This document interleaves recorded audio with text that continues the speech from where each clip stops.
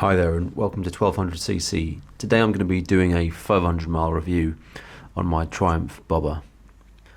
I've had this bike since new and it's been an experience owning a brand new bike for the first time.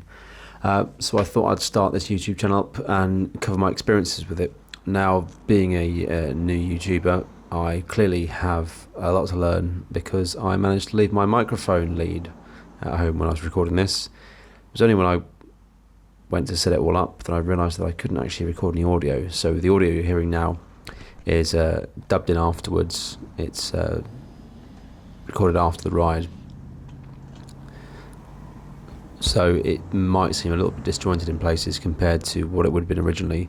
So apologies for that. Unfortunately, there's nothing I can do at this time without finding a time machine. And if I can find one of those, I'm probably going to go back and win the lottery several times rather than edit a video. But anyway, I completely digress. So here we go. I'm on the bike right now, heading off. This was the last ride I did before I was going to be taking it into the dealership to have it serviced for the 600 mile service. It's a strange number, really. Think that it would be in a 500 mile list or something like that, but no, it's a 600 mile service for the Triumph Bobber. I think it had about 510 miles in it when I was riding it this day. I've already done an initial my brain is going too much. Initial impressions video on the Bobber. So this one I've done after several longer rides. I've been on the bike for well over a whole day riding. Since then I've done a 200 mile trip which ended up taking me down past Bournemouth and many other places, and I've done a couple of 100 or so mile trips as well, which I think has given me a better insight into the bike. And I've also been off riding with other people, which again has also helped me get an insight into the bike and how it rides, and it's given me a completely different experience to the initial ride that I'd had. So my impressions have actually changed slightly since then. I think I've got to know the bike a little bit better. I've got to learn it a little bit better and understand it, and I feel there's certain areas which maybe I was a little bit critical on before, which perhaps I just didn't understand properly. So what I'll do is I'll go through some of those with you now, just in relation to the things that perhaps I thought originally about the bike and subsequently I've changed my mind. The first one I'd go through probably is going to be the suspension. Still, I think the suspension is rock solid and it has almost no travel. I went on a ride with a mate a couple of weeks ago and we hit a couple of potholes and you genuinely could hear the shocks bottoming out. It's quite an unnerving experience, and the impact was savage. And I'm not just talking about the front but the rear as well. We ended up going off some country lanes. The roads got worse and worse. He was on I think it was on a Z650, and he headed off, and I just literally couldn't keep up with him. I was being bucked around on the bike, so much so that I was being thrown out the seat. At one point, I thought I was going to go over the handlebars, and I actually had to slow down to about 10, 15 miles an hour. It was the only way I could stay on the bike. I genuinely thought I was going to crash the bike at one point because of how difficult it was to stay on because of the road surface, and I've never experienced anything like that on a bike before. And it definitely, you can see it bouncing around a little bit on the footage here. It definitely is a unique experience when riding one of these compared to anything else. So I wouldn't say my initial impressions of that is any different, perhaps more so in some regards, in that you really have to be more conscious of where you are on the road, avoiding potholes, and not riding too aggressively if the surface isn't good enough, because my God, will you feel it. So that is one thing. That would be the suspension. I've spoken to people who've changed their rear shock and they seem to think it makes a massive difference, so that is something that I will consider doing in the future. Second thing I want to talk about is the seat. Now, I know a lot of people seem to say that the seat is incredibly uncomfortable and it's one of the first things you should modify and you should change. Now, I did over 200 miles down to Bournemouth and back. I think I was riding for about 7 or 8 hours in total, because of the routes I took. It wasn't motorway routes. Some of the roads I was being taken down by the Beeline were agricultural at best. It was almost like green laning on a bobber, which was not probably the most ideal thing, but as a result it meant for quite a long time in the saddle. And yes, by the end of 200 miles I was ready to get off that bike. I'd had enough, but I can't think of many bikes that I'd want to sit on for that kind of duration of time and not be uncomfortable. Maybe like a giant Harley or a Goldwing or something with a huge seat, massive amounts of padding. But even then I'd probably want to get off quite regularly for a bit of a walk around. So what do I think about the seat? Do I need to change it? Yeah, I'm not convinced at the moment. I imagine there are more comfortable ones out there, but I think it does the job pretty well. So I'm going to try and buck the trend for now and keep the seat for a little bit and see how I get on with it. What else can I tell you about the bike? Well, I went on a ride with a couple of mates a couple of weeks ago now. Got invited along. I showed up. Everyone had a Triumph, but the only problem was everyone else had a Speed Triple and I was on the bobber.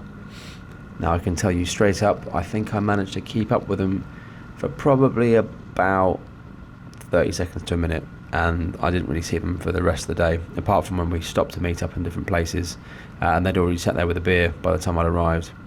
Part of this problem isn't just the bike though. I would say it's also about a willingness to ride at certain speeds in certain conditions, and I think I'm probably a little bit more reserved than they are.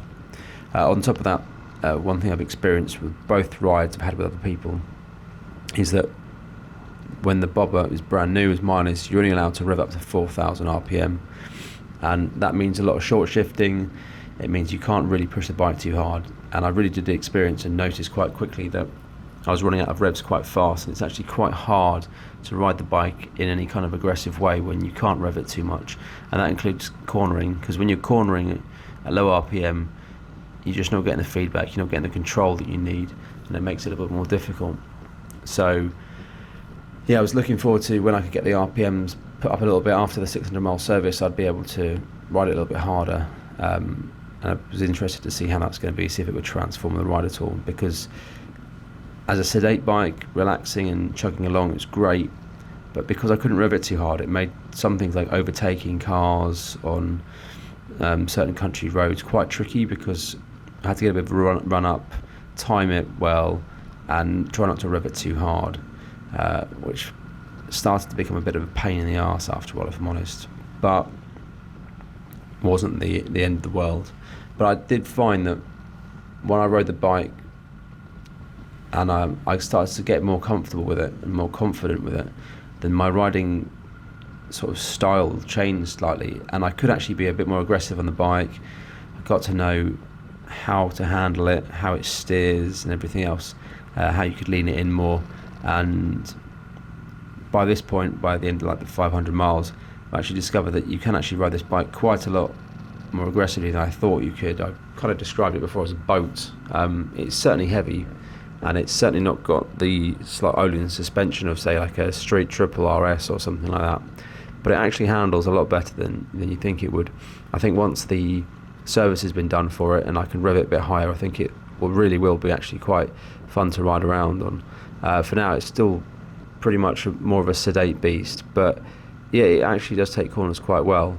Like I said, it's not like a Street Triple or anything like that, but it's actually not too bad. It's quite enjoyable to do, and there were a few occasions when I was out with my mate and he flew around a corner and I just got the right line, went round it, and happy days. It was it just sort of went round really comfortably, and I was actually quite surprised by how the bike felt, and realised that it actually had a lot more capacity than I'd given it credit for, and I just needed to have a little bit more faith in it and a little bit more confidence.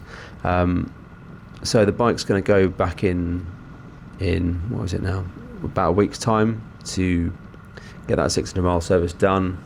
I've got a few little bits that I'm going to have done to the bike at the same time, and then I'm looking forward to getting out and doing some more rides on it and seeing how it performs once I can actually push it a little bit harder. So I think at the start of my first video I discussed whether or not it was a bike that was worth buying, what I thought about this bike. I still haven't changed my mind. I definitely think this is a great bike. I'm really, really happy that I bought it. Every time I go on it, I have a good time. I may have flagged up a few things here which I talked about as negatives. I'm not really talking about anything. I'm praising it too much and picking on things, but that's only because it's so good and it's so much fun that I'm just trying to pick up the little tiny niggling bits on it. But there aren't that many of them, if I'm honest. And yeah, I do actually really love this bike, and it's got so many different things you can do with it. It's very customizable, and it's just fun in general. I wanted a fun bike, and I think I've picked a brilliant one. As you've seen here, when I'm just about to go through Hindhead Tunnel, just the sound on it, even with the stock pipes and the stock system, it sounded really, really good. Just wonder how loud. I mean, if I was to put an X pipe on this and some different pipes, I think it would be horrifically loud, probably too much for me to handle, especially in a tunnel. But yeah, the bike's it's just a joy to ride. It's just great fun, and if you're thinking about buying one of these, then I highly recommend it. But I would say, for me especially, I judged it too early on certain things, and I think that was mainly due to the fact that I'm sort of treating it and I'm babying it at the moment. Once I can unlock its true potential, I think the actual character of the bike will change slightly, and I think it's going to become a little bit more versatile. Right now it's good for plodding along, it's good for bobbing along, ironically, seeing as it's called Bobber. But I think once the engine's been released a little bit and I can actually crack the throttle a bit harder, I think I'm going to really enjoy this bike, not just as something that I can chug along on, but as something I can actually really ride and actually really engage with. So I'm looking forward to that. That service is booked in, I think, for next week. Once that's done, hopefully I can get out, get some more videos. Summer's here now, so hopefully it won't rain every single weekend, and I might get the opportunity to go out and get some good videos. I'm off to watch my old man race next week, or was it the week after, so that'll be good. And then hopefully I can get out for a few rides. I know there's a trip down to Brighton with a load of the people from the Bobber Annex UK group, so I'm going to be hopping in on that, hopefully get some footage from that, which would be awesome, because I think there's going to be about 35 bobbers there, which will be absolutely crazy, and should be interesting because I can see what other people have done to their bikes, and see what things I think are worth copying or using for inspiration, shall I say, rather than just flat out copying, but who knows. So I'll probably be leaving it there. Thanks ever so much for listening. Yeah, like I said, if you're thinking about buying one of these bikes, take one out for a test ride. You will not regret it, apart from financially, because they will empty your wallet very quickly. Like I said in my older video, I wasn't intending to buy one of these things, but I sat on it, rode it, and I had to buy one. Anyway, thanks for ever so much. If you want to, please add a like and a subscription. It always helps on the channel, as I'm trying to grow at the moment. And I guess I shall see you in the next one.